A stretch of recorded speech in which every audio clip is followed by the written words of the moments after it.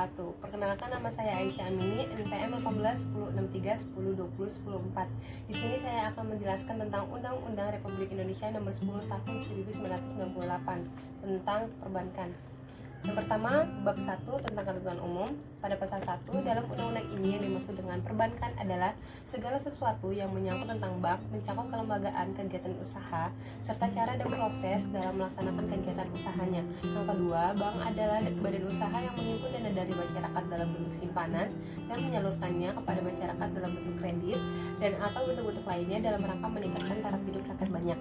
Selanjutnya, tabungan adalah simpanan yang penarikannya hanya dapat dilakukan menurut syarat tertentu yang disepakati, tetapi tidak dapat ditarik dengan cek, bilet giro, dan atau alat lainnya yang dipersamakan dengan itu.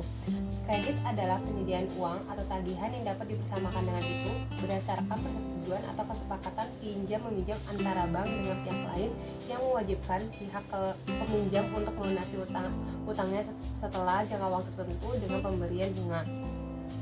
Pihak terafiliasi, di mana pengertian dari afiliasi adalah kegiatan sosialisasi yang secara terarah dilakukan oleh individu, badan usaha atau organisasi. Dalam kegiatan tersebut, kedua belah pihak akan mendapatkan keuntungan seperti yang sudah disepakati bersama, yaitu pihaknya itu ada anggota dewan komisaris, pengawas, direksi atau kuasanya, pejabat atau karyawan bank.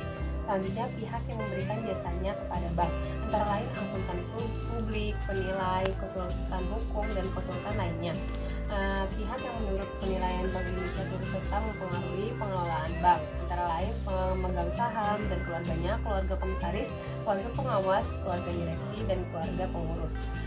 Selanjutnya bab 2 tentang asas, fungsi, dan tujuan. Pada pasal 2, perbankan Indonesia dalam melakukan usahanya berasaskan demokrasi ekonomi dengan menggunakan prinsip kehati-hatian, di mana dalam asas-asas hukum perbankan terdapat 4 asas. Yang pertama itu asas demokrasi ekonomi, yang kedua itu asas kepercayaan atau fiduciary principle, yang ketiga itu asas kerahasiaan atau confidential principle, yang keempat itu asas kehati-hatian atau prudential principle.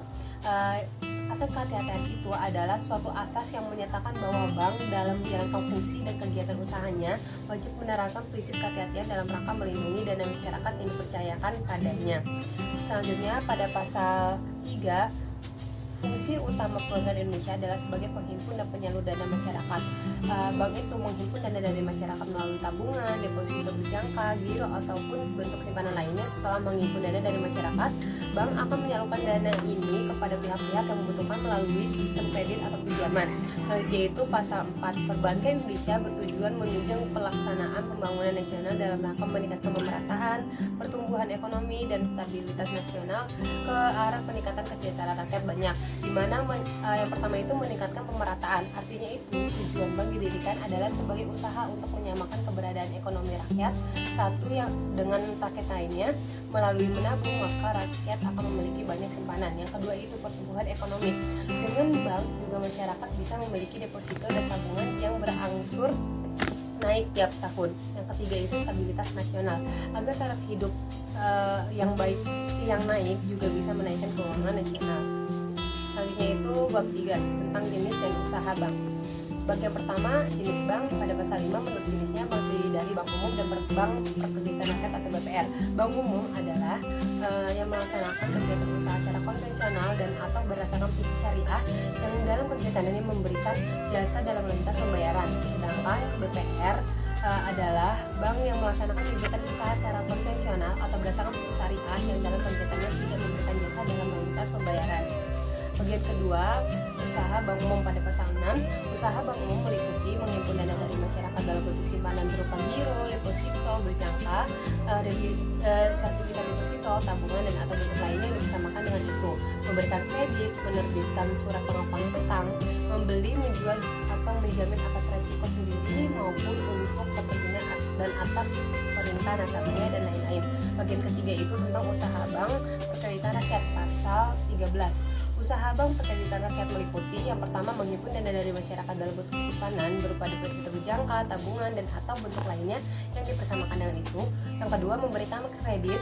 Yang Yang ketiga, menyediakan pembiayaan dan penempatan dana berdasarkan prinsip syariah sesuai dengan ketentuan yang ditetapkan oleh Bank Indonesia. Yang keempat itu menetapkan dananya dalam bentuk sertifikat Bank Indonesia atau SBI, deposito berjangka, sertifikat deposito dan atau tabungan pada bank lain.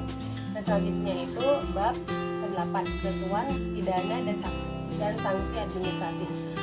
Saya mengambil dari pasal 46, yaitu barang siapa menghimpun dana dari masyarakat dalam bentuk simpanan tanpa izin usaha dari pimpinan Bank Indonesia sebagaimana dimaksud dalam pasal 16, diancam dengan pidana penjara sekurang-kurangnya 5 tahun dan paling lama itu 15 tahun serta denda sekurang-kurangnya itu 10 miliar rupiah dan paling banyak itu 20 miliar rupiah.